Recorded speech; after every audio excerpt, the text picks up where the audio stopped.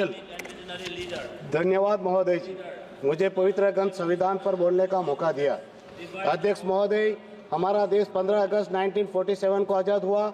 Doctor Baba Saheb Ambedkar सहित विद्वानों की संवैधानिक पीठ ने लंबी जद्दोजहद के साथ हर एक पहलू की बारीकी से सोच समझकर 26 जनवरी 1950 को हमारे देश को संविधान की अमूल्य अतुल्य भेंट दी। हमारा प्रदेश दमन और दीव गोवा के साथ देश की आज़ादी के लगभग 14 साल के बाद 1961 में आज़ाद हुआ।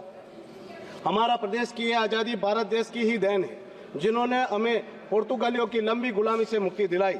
हमारा प्रदेश 14 साल बाद आज़ाद हुआ, जिसके चलते हमारा प्रदेश देश की बाकी राज्यों की तुलना में बहुत ही पिछड़ा हुआ है और दुखद है कि पिछड़ता ही जा रहा है।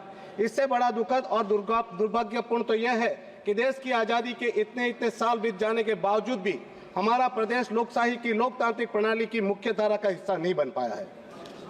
हमारा संविधान कहता है कि किसी भी प्रदेश को 6 महीने से ज्यादा राष्ट्रपति शासन में नहीं रखा जाना चाहिए, पर हम तो हमारे प्रदेश की आज़ादी से ही राष्ट्रपति शासन में जीने के मजबूर है। पूरे देश की तरह हमारे प्रदेश में कब पूर्ण लोकशाही की लोकतांत्रिक प्रणाली लागू होगी? क्या हमें पूर्ण लोकशाही का अधिकार नहीं है? अध्यक्ष महोदय जी, हमारा संविधान समानता की बात करता है, पर कहाँ है समानता? लोकशाही की लोकतांत्रिक प्रणाली में जो हक और अधिकार अन्य राज्य के लोगों को मिलते हैं, वैसे हक और अधिकार हमारे प्रदेश के लोगों को क्यों नहीं मिल पा रहे?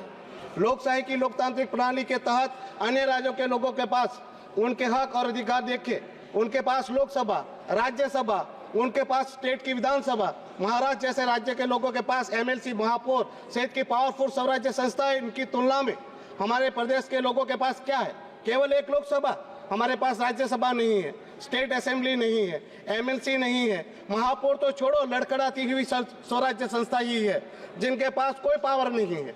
एक तरफ दूसरे राज्य के लोगों के पास इतना कुछ और हमारे पास केवल एक लोकसभा। क्या ये समानता है?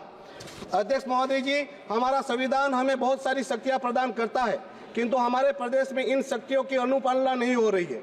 हमारे प्रदेश में स्थानीय प्रशासन द्वारा संविधान का बार बार गला घोटा जा रहा है। महोदय जी, भारत सरकार का पंचायती राज संवैधानिक संशोधन स्थानीय संस्थाओं को शक्ति देता है। भारतीय संविधान का 73वां संशोधन अधिनियम पंचायती राज व्यवस्था को मजबूती देता है, तो 74वां शहरी निकायों को मजबूती प्रदान करता है। पर महोदय जी, हमारे स्थानीय प्रशासन ने भारत सरकार के संवैधानिक संशोधनों में लोकसभा और राज्यसभा सहित की जरूरी मंजूरी के बिना ही 2 मिनट तो दीजिए सर, अभी तो मैंने बोलना शुरू किया। 30 मिनट। अब हमें तो हमारे पास राज्यसभा लोकसभा कुछ भी नहीं, हम कहाँ बोलेंगे सर? 2 मिनट तो दीजिए, मैं अपनी बात खत्म करूँ। 1 मिनट महोदय जी, हमारे स्थानीय प्रशासन ने भारत सरकार के संवैधानिक संशोधनों में लोकसभा और राज्यसभा सहित के जरूरी मंजूरी के बिना ही 73वें और 74वें जैसे संवैधानिक संशोधनों अधिनियमों में सुधार कर लिया और प्रदेश की स्वराज्य संस्थाओं को दिए गए सारे पावर छीन लिए।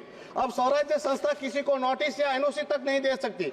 अरे पिछले 7 सालों से स्वराज्य संस्थाओं को फंड नहीं दिया गया है। महोदय जी, एक बात कहना चाहता हूँ, 19 दिसंबर हमारे प्रदेश का मुक्ति दिन का पर्व है और हम उसमें मुक्त हुए थे। महोदय जी, लास्ट है महोदय जी, 19 दिसंबर हम हर साल हमारे प्रदेश की मुक्ति दिवस के रूप में मनाते आए थे। वह पिछले 6-7 सालों से स्थानीय प्रशासन ने बंद कर दिया। यहाँ तक कि मुक्ति दिवस के दिन की सार्वजनिक छुट्टी तक निकाल दी गई। हमारे लिए जितना महत्वपूर्ण 15 अगस्त है, उतना ही महत्वपूर्ण हमारे प्रदेश का मुक्ति दिवस भी है। क्या हमारा मुक्ति दिन का मनाना भी हमारा अधिकार नहीं है? Thank you, Chairman sir, for giving me an opportunity to speak on the constitutional debate. At the outset, I would like to pay tribute to Honorable Ambedkar.